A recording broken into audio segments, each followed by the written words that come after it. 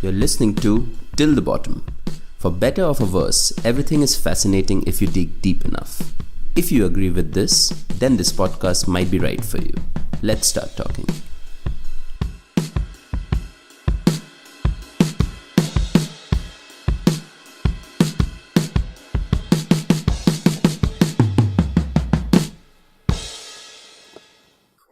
Hi, and welcome you all to another episode of Till the Bottom.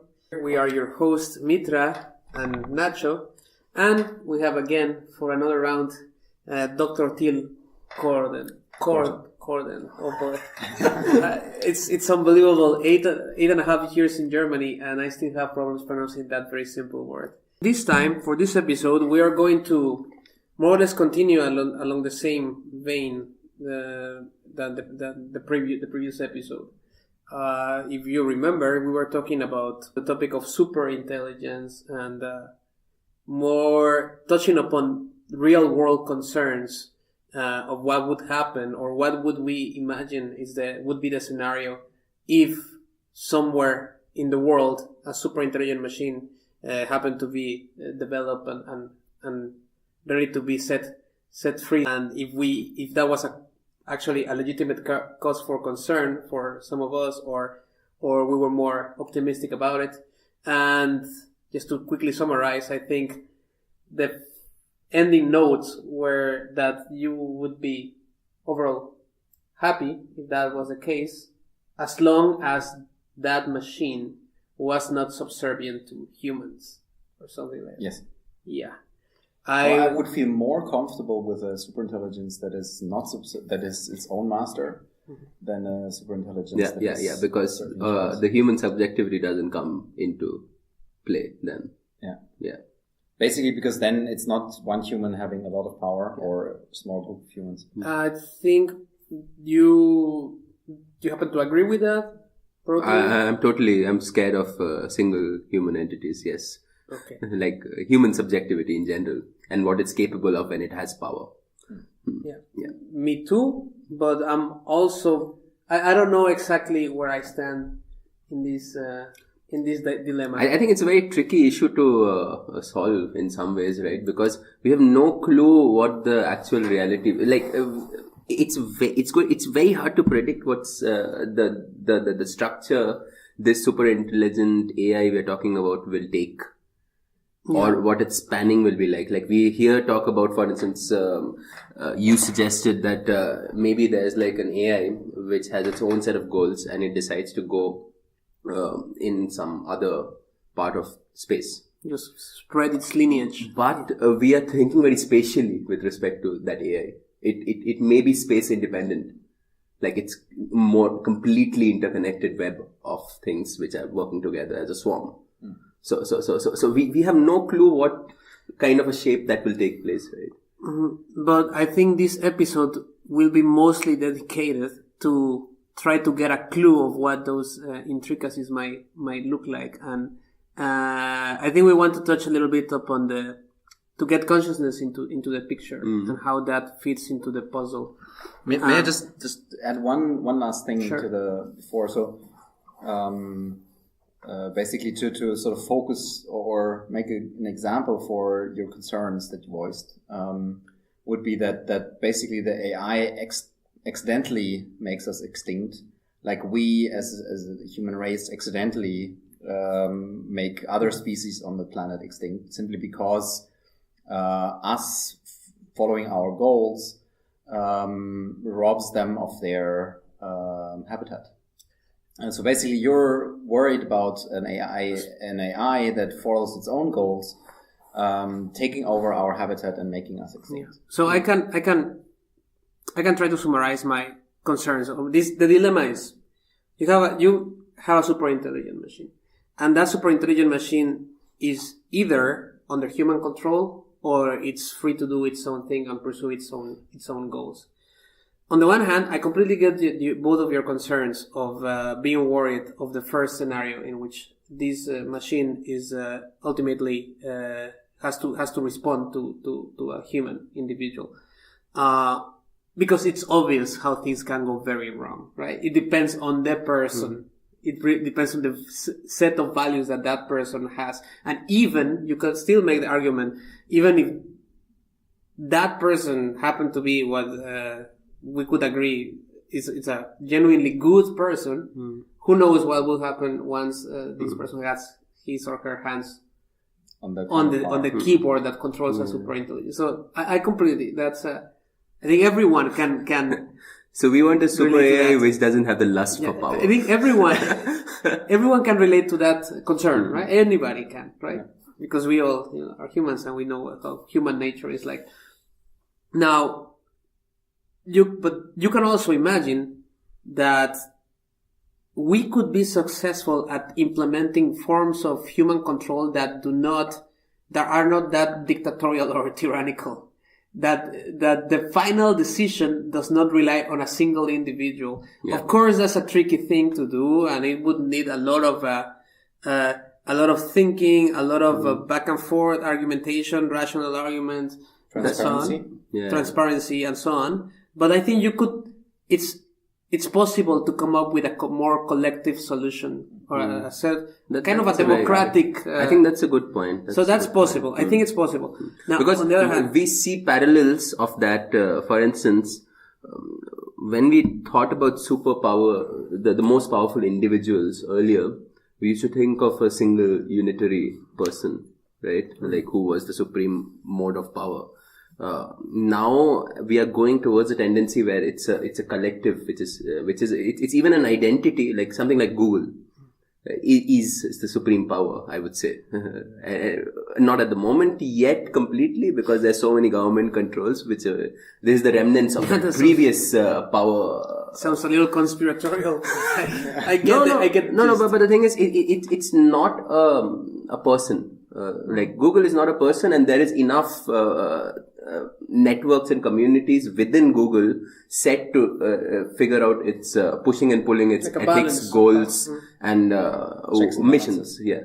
So we are already going towards that tendency with respect to human organization, I would say. Okay. Like entities, in law, enterprises are treated as entities, right? Like just like human beings. So we have already got that notion in. So that makes sense. You're picturing an AI which is not under not like a super evil villain, but something like some sort of an organization which has all kinds of controls and checks. That the final decision of whatever this AI is going to do does not fall in a single pair of hands. That we come up with some sort of organism. I'm not saying it's easy, but I'm just saying it's conceivable. So in that sense, I would relax a lot. My concerns about a humanly controlled AI would relax quite a bit. Now, on the other case scenario, which is an AI that is its own master, as you put it, the only way I would be able to go bed feeling safe at night under that scenario is if the so-called alignment problem has been solved, if the goals of this machine are going to align or overlap well with the goals of us as a species. If there is some orthogonality, if either the worst case scenario is obviously if the goals of this machine are opposed to ours, but it could also be the case that this machine has goals that are independent of human flourishing completely, that it just doesn't care one way or another. And I think it's easy to come up with scenarios in which things go terribly wrong for us while this artificial intelligence is trying to accomplish its goals, and it just steps over us as we steps over ants while we walk and we don't even realize. I think that's kind of my concern. And it goes even worse now if we put consciousness into the picture. Because no, it could actually make sense. Wait. But here's the thing. We're going to discuss whether consciousness and intelligence at some point are inextricably married together. If it's not the case, and you have if it's possible to have a superintelligence that is unconscious, and then this superintelligence following its goals happens to exterminate us, as a collateral damage, then you will have the level, or let's say the amount of consciousness in the universe reduced by at least a bit. And I cannot possibly perceive that as a good. It's kind of the worst possible tragedy I can imagine. To have even worse would be if the superintelligence needs us in some level that it's not aware that's of, even worse, yeah. and then As dies as a consequence of us dying. The Matrix. Basically the Matrix scenario or something like that. Yeah, that would be really tragic. Yeah, that would be to have a reigning intelligence that is not completely unaware of itself. Let's say, very much in principle unaware of itself. It's completely unconscious. So you're more comfortable with something with conscious then? I think that's kind of an inherent but game. If you want something which is conscious, you also want it to be like what we call a good conscious or a relatable conscious that we can evil genius or something. We can kind of relate with. Like we cannot relate to like if like all the lower beings. There is no communication between their conscious. Of course, you can argue that dogs communicate with humans at a conscious level. I'm not so worried about that. I'm just. I think that what I like about or what makes me sort of less distrustful of a conscious AI than of a unconscious AI is that moral values are connected with consciousness. Because I think you need to be aware of yourself in order to... So moral values require empathy. You need to empathize with... So why is consciousness connected with empathy? Because you need to be aware of yourself before you can relate to someone else. I think so. So that's the definition of consciousness for you? Yeah, maybe we should try that. Yeah, I think we have to definitely get into the weeds. About consciousness a little bit, because I'm also a little bit doubtful of that, of the fact that consciousness might imply no, it doesn't imply moral values, but I think moral values require consciousness. Yes, because that's a very subjective thing. That's for sure. So that's taken. Yeah, I'm willing to walk that path. The opposite. I don't think. No, the opposite. I don't think that. So you want we see that it's not necessarily. So you need an AI which is conscious at a relatable level. Like you have no idea. Again, shall I bring the cockroach out? Talk about cockroaches. I think we spent some time. We spent some time talking about if cockroaches are conscious. So it could be that they're conscious, right? But their level or rudimentary sense of consciousness does not necessarily have to have morality implied in there. Yeah. Or so there is no granted like I would even say that So we think of consciousness as a very anthropological sense. Yeah. But so this is exactly what you're interpreting. You're putting it into that visualization of that AI which is conscious. No, but that's actually proving my point, right? Because our consciousness is very related to our image of self, right? So I mean, we briefly discussed this in the previous episode, that we are able to form an image of ourselves and relate that to the environment. Mm-hmm. I think that is sort of the most simple definition of consciousness, I would say, is the self-consciousness, that you are aware of your existence and aware of how you can interact with the environment, and also how your interactions will affect the environment. So when we're talking about human level consciousness, necessarily that implies the requirement of having a mental representation of yourself and your surroundings. That's one of the landmarks of human level consciousness. Now, what Mitra, I think, was talking about is that there is a space of possible minds. And some of those minds will be closer or further away from the typical average human mind. And some of those other minds might also have some level of consciousness. It's just not the same kind of consciousness, or it doesn't have the same constituents that the human level consciousness has. You can, for instance, what about sentience? Sentience, let me just try to quickly define it.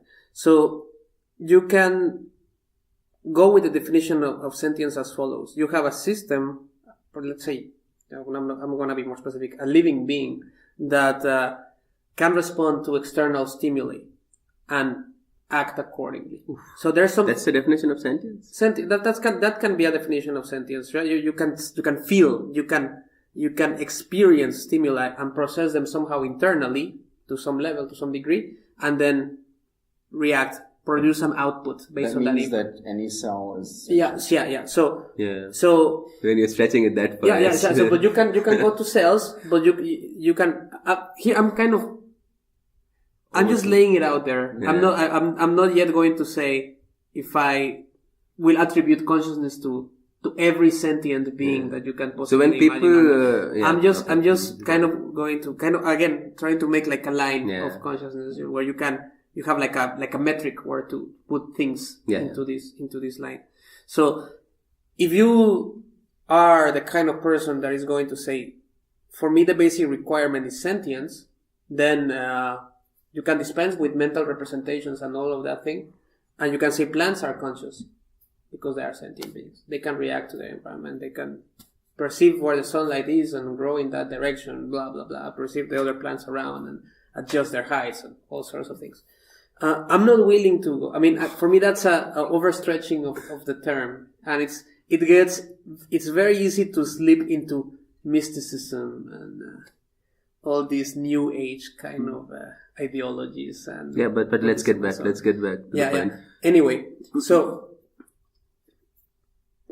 you can marry that to the space of possible minds. So you have more human-like minds and less human-like minds. And some of those might contain some sort of consciousness that is more or less reminiscent of human consciousness, and some of them might not. Now, when you talk about, there's actually an essay, this like one guy called Michael Shanahan, I guess, who kind of Shanahan. Some guy, I think some guy. He's a professor, distinguished professor. Yes, some guy. Some respectable individual, accomplished gentleman. And he tried to chart the space of possible minds in two axes. He imagined this kind of scenario. You have in one axis human likeness, or something like how much this entity that I'm going to classify, it's like a human in terms of how you describe its behavior. So you would talk about this thing having desires, having goals, and having a behavior that can be understood as a mean to reach those desires and those goals.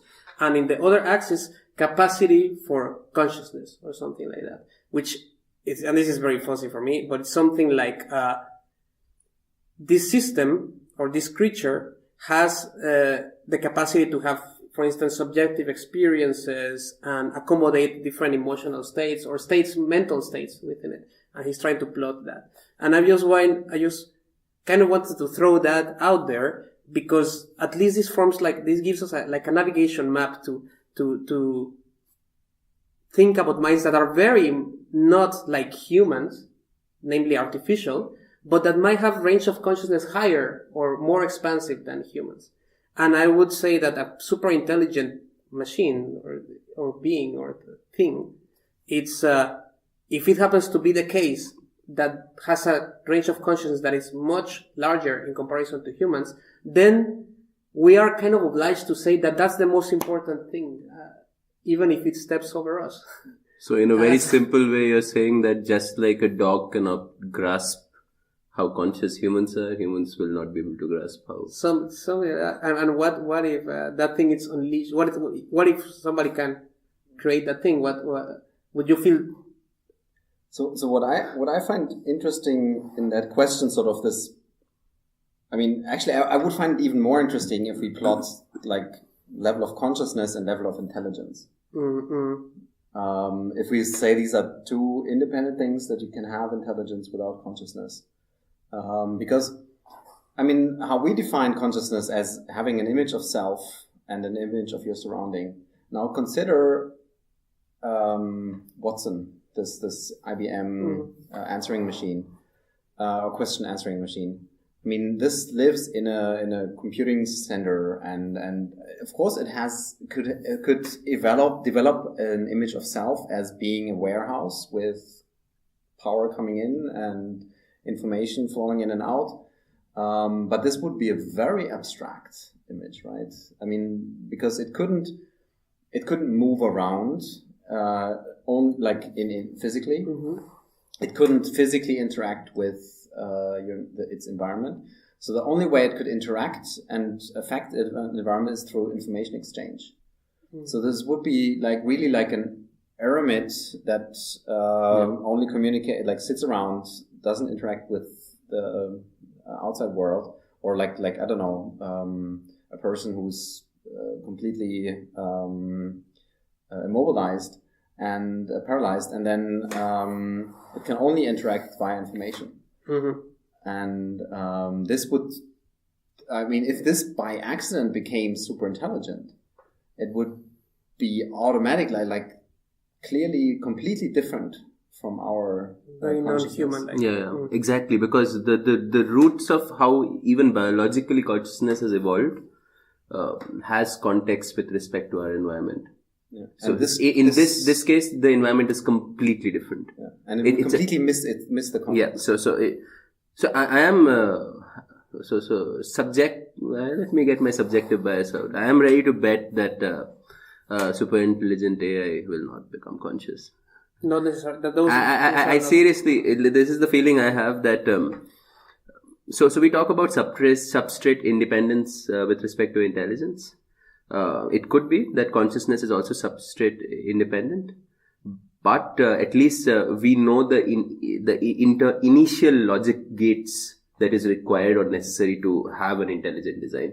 And I don't think we have it figured out with respect to consciousness. It could be some completely parallel set of basic components, which is the direction that we are not going at all. Two things. One, there's another definition of consciousness that I think works very nice as a baseline, which is like the Thomas-Nagel definition, which is something is conscious as long as it is like something to be that thing. As long as you can imagine that there's a subjectivity, there's a set of subjective feeling or experiences that you can accommodate to that thing, whatever things these things are, and however they look like, however they might feel. If there's something so as to be like that thing, then that thing is conscious. It does not include the mental representation part. So in that sense, could you make an example? What is it like to be a bat? He wrote an Is essay. it something like to be a bat? A bat. A bat, yeah. So he wrote not a cricket bat. Yeah. he wrote an essay in 1973 about it was titled "How is it like to be a bat?" And among other things, the biggest chunk of that essay goes on to try to describe what the experience of a bat is. That it starts with the premise. We can all agree that a bat has some experience, right? It has a certain level of consciousness. But that and we are ready to we will be more than happy to accept that there is some subjectivity involved in how they perceive the. But I find it very interesting because that basically it says as soon as you're able to emphasize with the bat or with anything that we are able to emphasize, it has a consciousness. So that really boils down to anything that that is close enough like us that we can imagine to be like it. Yeah, we can. But I find that a very get there. Very human-centered definition. Right? We can get yeah, but that's not his definition. But we can get there. Actually, I want to get there. But but his definition is very non-human in the sense that as long as there's something that it is like to be that thing, however, the nature of its subjective experiences. So in the share. let's say that he goes on to speak like how a bat perceives the world and how different that has to be from the way we perceive the world, right? He uses echolocation, and through this system of echolocation, he's able to tell, for instance, things like texture of surfaces and stuff like through a completely different means that is at a subjective level. We literally cannot imagine how that feels like, but still that thing it's conscious and it's aware and it has experiences. So even recognizing that it's very unlike a human experience, still has its own experience. Yeah. So when it's a subjective experience, of course, in my head, it comes down to like, human subjectivity means this. So that's not what he's saying. I think it's a very he's good saying definition. that there is something to be that, to have subjective experience, which may be absolutely non-intuitive to us. So basically, but this means it has to have sensory input. Mm-hmm. In the case of a bat, definitely yes. But in general, sensory input, any biosensor has sensory input. No, but I mean, I'm not saying anything that has sensory input is conscious, but that's the starting point. Yes, so you need sensory input for sure. Yeah, a channel or something that connects it to the outside world. But does it have to have an image of self in order to I don't think so. I don't. That's a but that's the whole premise of this, right? Is something to be like a bat. So you mean that self-identity. Self-representation. Like as you were talking about babies in the earlier episode, that they don't really have this. Yeah, that's I don't know if I haven't thought about it much, but I don't know if I would draw the line there. But it seems reasonable. I think probably we can work with that. It seems reasonable. In terms of human likeness, yeah. If you want to say that something is more or less conscious in the way a human is, then definitely the self-representation has to come in the package. So that's a good point, right? Consciousness, is it awareness or self-awareness? That's what you mean. Yeah. Or basically, does it have to include self-awareness? Is self-awareness a necessary part of consciousness, or is it just a... I don't. I just no. I would put it in a continuum. I don't think it's a good criterion to decide whether something is conscious or not. Yeah. I think it's more a criterion to say whether it's human-like consciousness or not. And again, I will not subscribe. As you go down the phylogenetic tree, there's a point after I'm not willing to go further. Right? I'll think about fishes or something, and I will totally say they are conscious. I don't know. When I eat the fishes, I see the eyes when the emotions are there. Like fishes in there. Very, very. Your empathy levels are just skyrocketing. Yeah. Then you go to insects, and there I'm like, okay, I really don't think so. But come on, fishes are conscious. Haven't you seen Finding Dory? Oh my god. Let's get back to organic fishes. Yeah. I don't know. My point is that there's a barrier, there's a level after which I really can't tell anymore. But that if we stick to mammals, for instance, I would very gladly say I think mice. But maybe if we want to stick with our original premise where we started, like sort of superintelligence, human level consciousness, maybe we should sort of stick with a definition that is relevant to that, and then so that we can work with that. So I think the entire time we have just been arguing that. So as soon as we talk about consciousness and AI, we assume a very relatable form of consciousness. And right now, the entire time we are arguing that it may be something that we cannot comprehend at all, and that's all that we did up until now. Yeah. So where do we move on from here? Yeah, I have something. Yeah. So let's say mental representation of the self. It's an ingredient that we will consider for this conversation at least important, right? Now, what kind of cues would you gather from a thing that is doing something for you to come out to the conclusion that thing is conscious or not? And this in terms of a Turing test for consciousness. Artificial intelligence. Would you mind to elaborate? As a Turing test was Turing at some point developed a test where he said, okay, how could we test if something is intelligent or has human level intelligence? And his test was that it can hold up a conversation with the human with the other side, the human on the other side, not knowing that it's talking to a machine. Yeah. And so basically the equivalent in terms of Turing test for consciousness would be that I don't know. I mean, I don't know how that's equivalent. There's an like, objection. Okay. Yeah.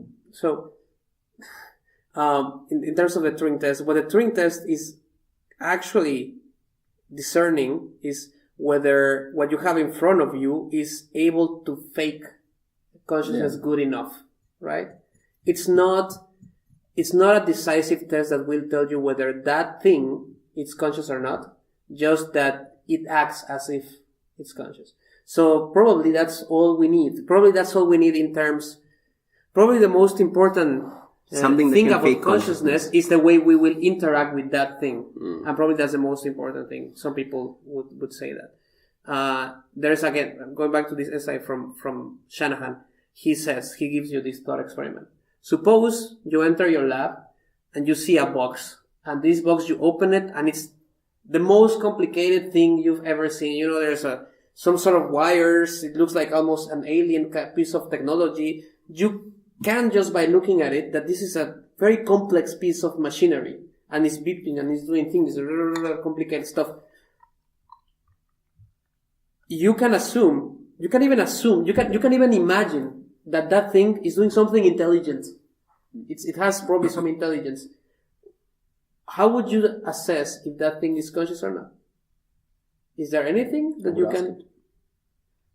Well, let's assume that would be if there's a way for you to communicate. I can get where you're going. You're trying to say that it may make sense to give some anthropocentric he says that behavior is senses to something which is intelligent, really intelligent. You make it more anthropocentric in some ways or the other. Maybe not how it looks, but how it interacts. So actually, there are some scientists in I think they're working in Italy that are building robots that are developing their own model of the environment and basically with the goal to develop a robot that can develop a self-representation. Because they hypothesize that you need a body in order to become sentient and to become conscious. It's called the embodied mind. Yeah. Exactly. Because that is, and I think that I don't buy it, but I like where they're going. to see how far it goes. Because I think actually that this is at least for human level consciousness, it's the right way to go. And I think it's important to constantly keep emphasizing we are not talking about human level intelligence, because we are sure that we'll pass that. You're talking about human level consciousness. Yes. Yeah. So you need to have a similar sort of an environment to maybe trigger something. Basically you need a body. You need to be embodied. Exactly. So these notions that the internet might somehow gain consciousness are discarded completely from that point of view. Well, they may gain some form of consciousness, but I would argue it's not. But it's all very random conjecture, because we have no clue what is consciousness. Like, what is it's just bullshit hocus pocus that we are doing. No, I mean, but that's why we try to define it, right? And then we think maybe something triggers. So consciousness that we can relate to. And we are so fascinated by it, right? We want to see what triggers it. And that's why these kind of visual, like something like Westworld, really triggers everyone, because that takes us so close to something which looks completely conscious like us. Because and you're almost second guessing. Like it's almost like it's not conscious, but after a point you're almost convinced that you can convince yourself that those are conscious beings. And then you have this kind of a platform, and then you're also playing with our senses with respect to trying to trigger consciousness in them. So some things like this are fascinating to us. That's a point that I listened from Daniel Kahneman, the author of Thinking Fast and Slow. Nobel Prize, blah blah blah. This guy, this Mister, Daniel Kahneman. Anyway, he worried about something similar from what you're saying about the ethics of related to having artificial systems that are conscious, and how important it is for us to behave ethically towards them, that they look somehow like, if not like us, like some other organism that we happen to cohabit with, and we know that we can that it's relate to. familiar to us, like a dog, for instance. If these things look like boxes with wheels going around, I think that will not trigger the ethical. Though I'm surprised with how much we can ready to give away. Like when you see animation these days, like for instance this movie Cars, there's a moment after 15 to 20 minutes you just forget that they're not representing, like there are flies which look like cars and like everything. But after a point, as soon as so it doesn't have to be a visual representative. As soon as they're emulating like human emotions or responding in that way. But they need to look sufficient. They need to have eyes. They need to have expressions. They need to have something that I think it could be just a voice related thing. Like you've seen the movie Her. Yeah. You have, right?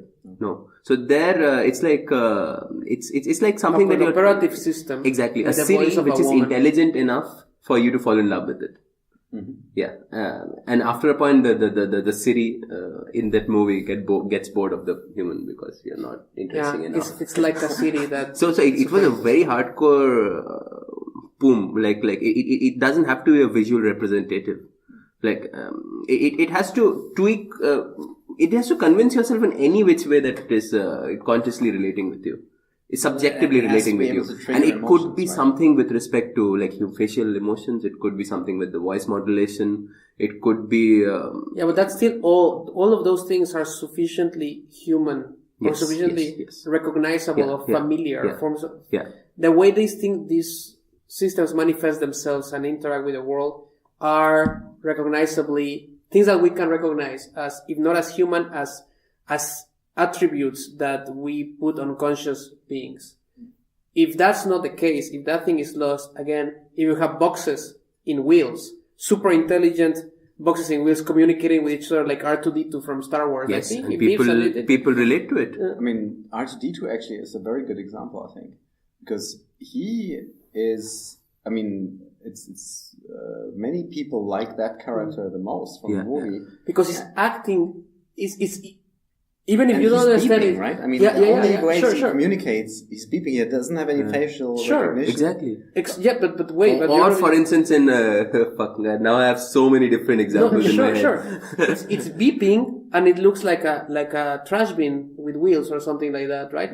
But the way it interacts with human. It definitely implies to the viewer that it's understanding human emotions and it's responding like the same channel. Even if it's something related with goals, like 2001: A Space Odyssey. You've seen that movie. You know that this super HAL has a certain goal.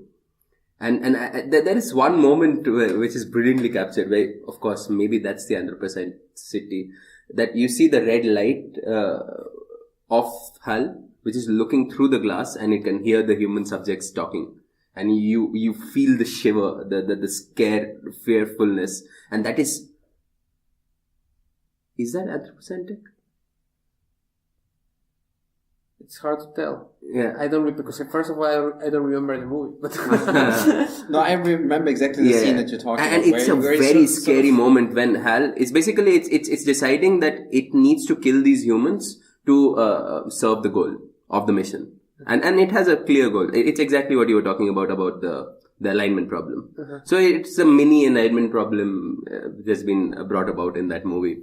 And at some point, because the human subjects are aware that HAL has that goal in his head, so they go to a different room and they're talking. And then you can see that HAL is looking through that one red eye. And of course, then they focus on the mouth talking.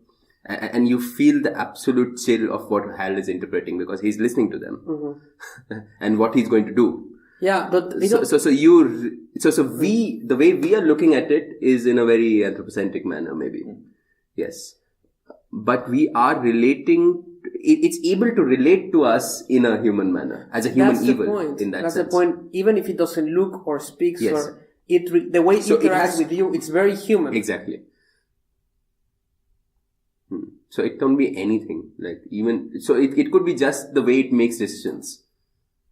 Yeah. It doesn't even have to be the way it's interacting with you.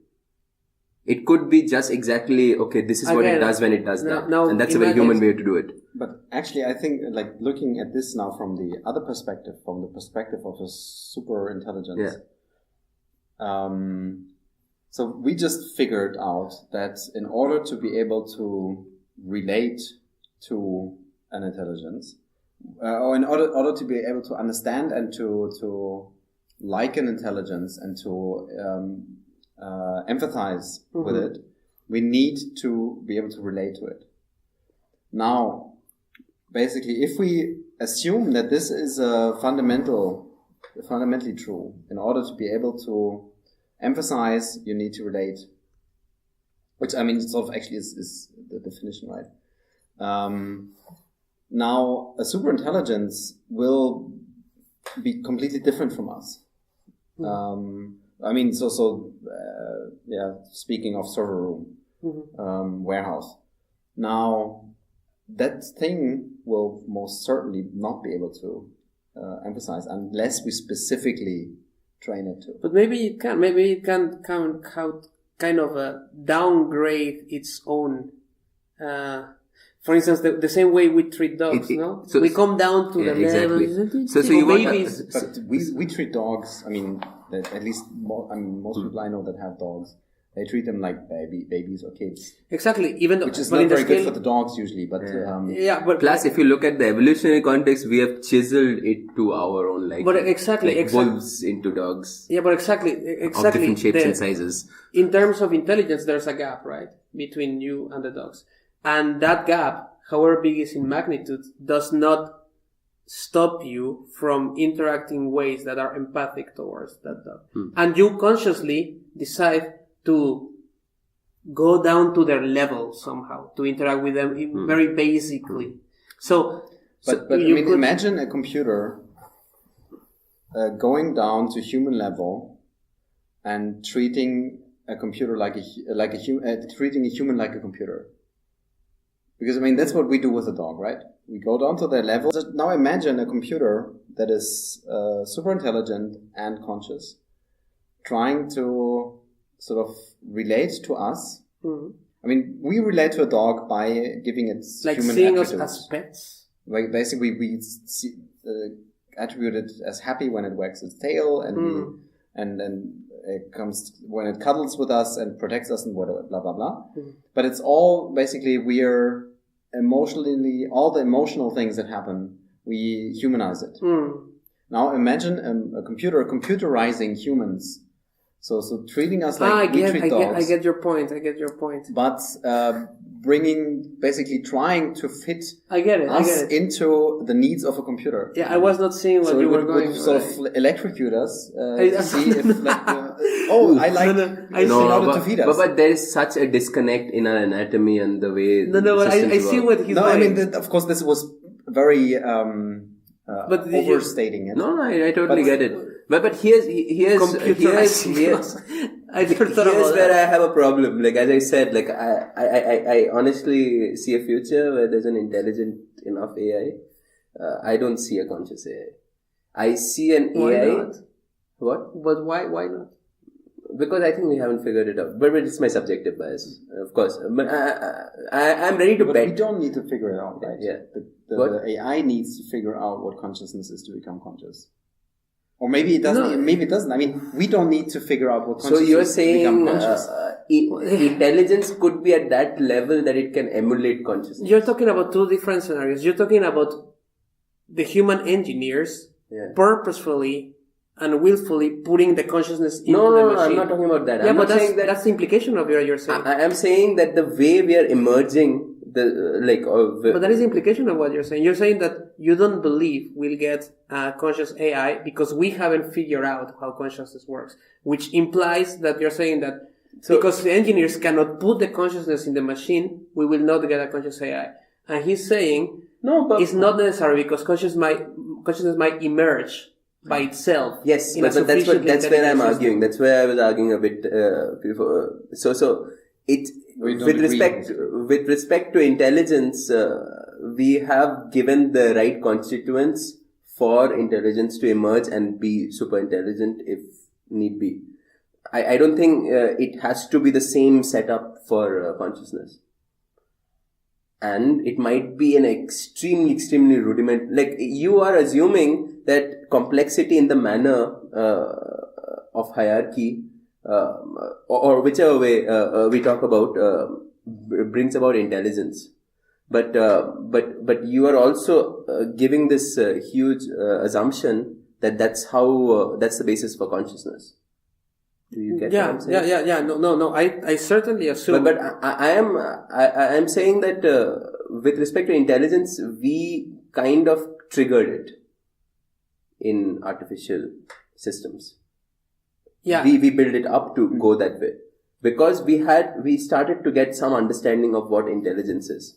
I'm saying consciousness is something completely detached, and we haven't even figured out the basic levels of it to trigger something to be a well-rounded consciousness. So what you're saying is that if we know the ingredients for intelligence, and we just need to build powerful enough machines to get superhuman intelligence, but we don't know the ingredients for consciousness, and that's why we can't build them. They might give the ingredients, and furthermore, and they might be completely divorced. It might not. Exactly. The list of ingredients might not even coincide. This is where what I'm saying that I am happy to bet about that. I'm not. Like, I don't know about it, but this is something that I'm probably going to bet that a super intelligent AI won't be conscious. But so this is how I see it. No. Suppose that is the case. You're talking about philosophical zombies now, kind of. Yeah, possibly. Yeah. So what I am assuming is. We will rationalize it, or we'll create in such a way that it has a humility to treat to interact with humans at a human level. So it will emulate consciousness. It won't be conscious, and try to be at the human level. But it will have compassion. That's what you're saying. Yes. No. Because there will be some human control over that. Okay, what do you think that consciousness will and emerge. Intelligence, the ingredients to make up an intelligent system and the ingredients to make up a conscious system are non-overlapping? So, I actually agree with you because, we're already seeing that with Alexa and Siri. Yeah. They are emulating emotions. Yeah. They are emulating simply because that makes them better and more efficient at communicating with us. Exactly. And more fun to communicate.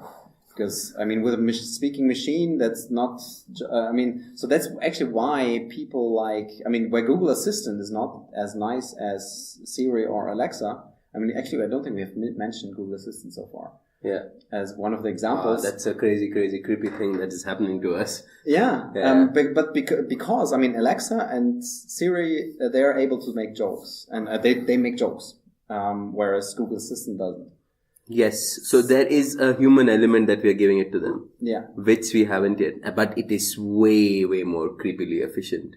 It's basically a personal assistant, right? But now you got me very confused. And now. So you're saying that he's going in the other direction because you thought that. No, listen. What I mean is that. So let's assume the ingredients are disparate. So we can make an intelligence that is not conscious, simply because by giving it the ingredients you need for intelligence and leaving out the ingredients for consciousness. But what will happen in practice is that in order to interact with that intelligence, we will give it at least the semblance of consciousness. Because that makes the interaction more natural. Or makes the interaction feel more natural to us as humans. Yeah, and that's the kind of the current state of affairs, right? Yes. No, but what he's arguing is that might be something that we will reach, but you're not arguing that for sure consciousness and intelligence has different ingredients. It might have an actual consciousness which is completely unrelatable to us. Yeah. along with all that. Yeah, exactly. Yeah, So it may actually have like the human interaction level of consciousness, which we programmed in actually, and it may have its own level of consciousness which we're unaware of. Yeah. I think there's a certain overlap between both things. I just don't think it's complete. I think the architecture that is there has to be some similarities between an architecture that is able to support intelligence and an architecture that is able to support consciousness. And again, if you think about this in general terms, in terms of complexity, there has to be a threshold that is common to both to some degree, to intelligence and this to is the consciousness. common conception at the moment. That is the theory that is running and the most accepted at the moment. Yeah, you're talking about the integrated information theory, more or less, not quite, but this is what, no, because that theory also poses that it has a quantity called phi, which quantifies the level of consciousness of any system, and that can apply to anything. Can apply to a rock. It doesn't have to be particularly complex in certain ways, like brains are. So that's more towards panpsychism, which is the idea that consciousness is a fundamental property of matter, and even electrons have a little bit of it. It's just when you put more and more and more electrons and atoms and then together, you increment the amount of consciousness and so on. I don't believe that. I think it's useless, and it just seems to me like a made up thing. Whole Gaia thing. Yeah, it seems like a made up thing. Like somebody just thought it would be cool, no? Yeah. But it doesn't really solve anything. It just gives mathematics to some woo-woo theory. No. It does that. So I don't believe that. But I do think that, again, there are properties of the architectures of systems that are intelligent, that are shared by systems that are conscious. And to that degree, you can say that both things have to overlap to some degree. Yes. So I cannot accept that those two things are completely divorced. But the but that's not what that's not saying, what I'm right? saying. Yeah. So what you're saying is that consciousness requires some additional ingredients. I think we all agree that you need intelligence for consciousness. Yeah. I guess so. Human level, okay. Yeah. Okay, let's say yes. And so you need intelligence for human level consciousness. And so the ingredients cannot be completely disparate because, one encompasses the other. But I think what we all agree on is that consciousness is something in addition to intelligence. So only intelligence is not necessarily conscious. Yeah, sure. And I think this is something that a lot of people try to unmarry, divorce. Yeah. Like there are certain parts of the brain which are extremely conscious. Or extreme performing a lot of intelligent operations, but are not conscious at all. But have you seen these patients of severed brains? You know, when they dissect the corpus callosum in the middle, and in a very real sense, the persons that go through that procedure have two independent brains working together in tandem, and one side can be conscious of something while the other is completely oblivious to that something, and they kind of experience things separately and react separately and produce reactions that depend on what each side of the brain is perceiving. And so it's a weird thing. Yeah. You don't even need the whole brain. Yeah, I get the point you're trying to make, but let's say when you try to get human level intelligence in a computer, what you're doing is you're getting this logic gates on off. Like binary decision-making operation tools, right? No, but go on. Let's go on. Like suppose, but this is how most of the regular computers. No. So basically, these neural networks, they are actually they have to be. They cannot be just binary. They need more bits than. I think they work best with at least 8 bits. But what is the most basic subunit? Because basically you need the threshold thing. Yeah, the threshold thing cannot be. Binary. Binary, exactly. Yeah. But what is the absolute rudimentary elements of it? I would assume that even those But isn't it the case that there's either firing or not firing? So I'm a bit confused. Actually, no, because as far as I know, I mean that's how our brains work. Mm-hmm. But the neural network algorithms, they don't use this firing or not firing. They sort of use this threshold, because I mean what our neurons do is that they only send an output signal, so they only start firing on the axon on the output as soon as a certain level of activation on the input side, a certain frequency is reached, and this threshold can then be shifted to make them more sensitive, so they need less activation to fire, or they become less sensitive and need more activation to fire. And this is exactly what the neural network algorithms replicate, is that they have a threshold function, and they need a certain level of input to reach that threshold, and this threshold function you can shift. Sure, but what you're doing is changing the quality and intensity of the input, but the states are still two. Not so. So let's say that's you're so you have a neuron. It's passive. It's in its passive state, and what you're saying is that there's a certain shape of the input function that after reaching the threshold described by this function, the neuron is going to fire. But this function keeps on changing depending on the connections and the level of training, let's say learning, right? And the more it is used, the lower the threshold and so on, and the shape also. Basically, training a neural network algorithm is done by changing the matrix. So each neuron in that network is stored in a matrix, and that matrix basically is just a grid of numbers of threshold values. And then how this threshold is exceeded can be by one input or by several inputs combined. That can vary depending on the topology of the network. But but the individual state of each neuron at any given time can only be on and off. No. That's the part I don't grasp. I don't think so. I don't think it's either on or off. It can basically, the output can be 1, it can be 5, it can be 10. And basically which translates into a firing frequency of our neurons of 1 per second, 5 per second, 10 per second. So we are not talking about a binary architecture out there. No. Not even at the basic level. No. And also our brains, they don't really, I mean, we have these binary peaks, but how the algorithms work is by the frequencies, and those are not binary. They are, I mean, analog.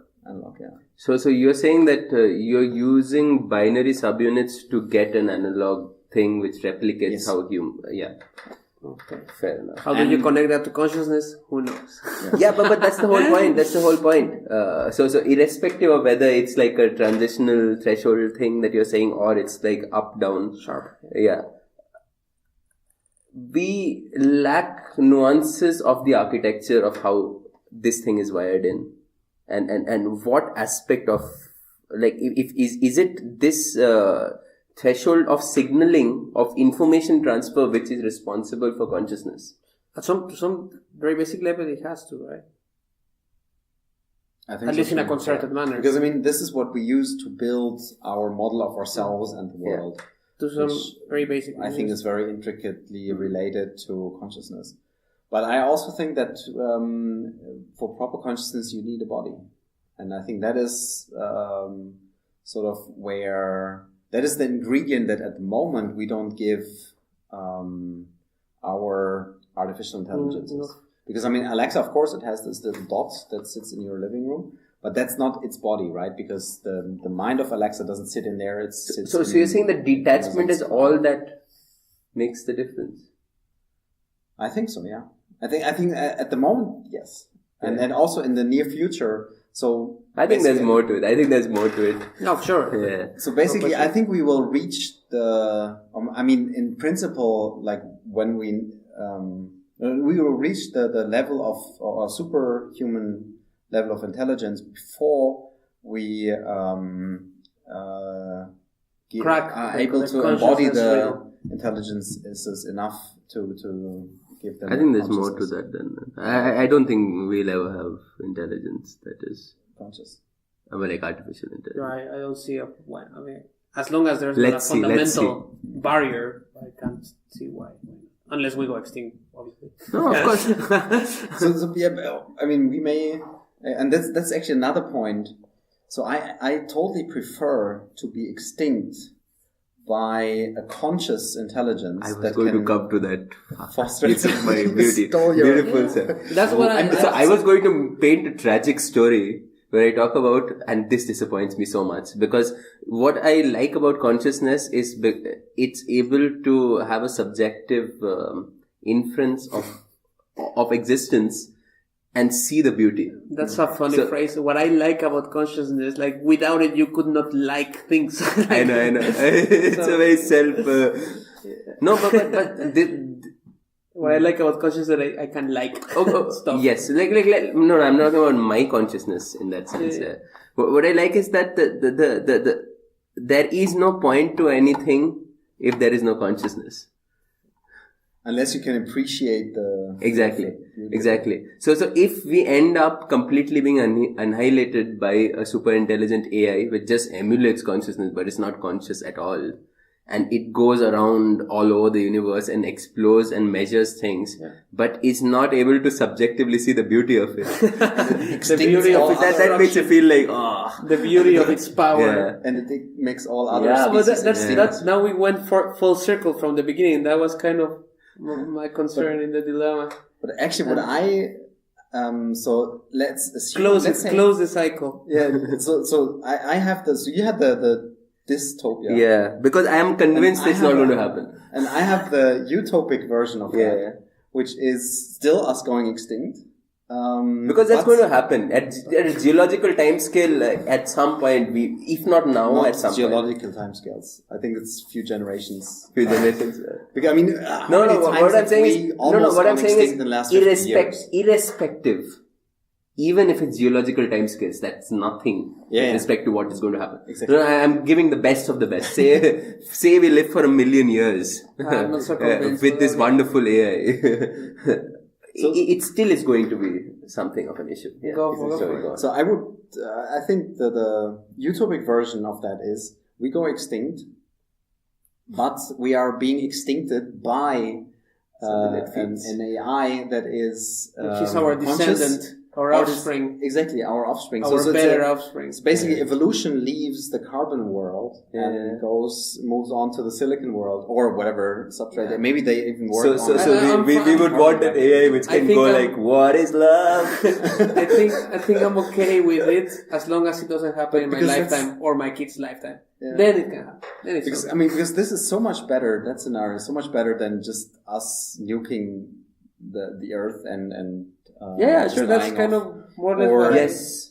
So this is where I would be comfortable with the fact that. I mean, there's so many ways. So you're not comfortable if it happens tomorrow. Let's be honest. I feel very lonely with just thinking about our small inconsequential existence, and I would like to believe that there's consciousness around in the universe. Also seeing, wow, what is. You mean I'm very uncomfortable with my insignificance. Yeah, I would like to believe there are other conscious things around in the universe. Absolutely. I think probabilities are kind of on your side. Yeah. I mean, depends on how you calculate, because there are different people calculating in different ways. Yeah. If the universe is sufficiently large, it's kind of has to be the case. I would say. I'm convinced there's life elsewhere, but I'm not convinced if there's conscious life elsewhere. That's what I'm saying, right? Because I think consciousness is probably a lot less likely to emerge, maybe. So in the universe, I'm pretty sure there is. Billions of years. Let's hope that. That will Who's going to catch it out? Yeah. Maybe the intelligent AI who's grasping this information. Yeah. Upload the information, and if information is going to be preserved of the bed, and then some of your descendants might catch it out. In our galaxy, I am giving consciousness a lot more importance than intelligence, and I'm thinking that we are underestimating the beast. Okay. Consciousness. Should we? That might be a good way to end this. In this, that's a very sad kind of note. Fine. It started. I would be very happy that we don't figure out consciousness. It started sad. It's only fair that it ends sad. What to do? The happy endings are fairy tales, no? We're not Disney, right? No. Okay, so it was nice to have you. Yeah. Nice to have you. And again, doors are open. If you think about something else that you might want to talk about, there's a lot to talk about. I'm sure we are getting him. Yeah, even if it's something completely different, anything. Even if you don't like us, we'll get you here. Don't worry about if you just want to talk to them, it's fine. We sit and listen. I like this whole story about what we started now at the end, actually. That could be a good topic at some point. Feel free. It's an open space. Good. Okay, then. I Time think to it's say goodbye. Time to say goodbye. Yeah. Bye-bye. Cheers. Bye.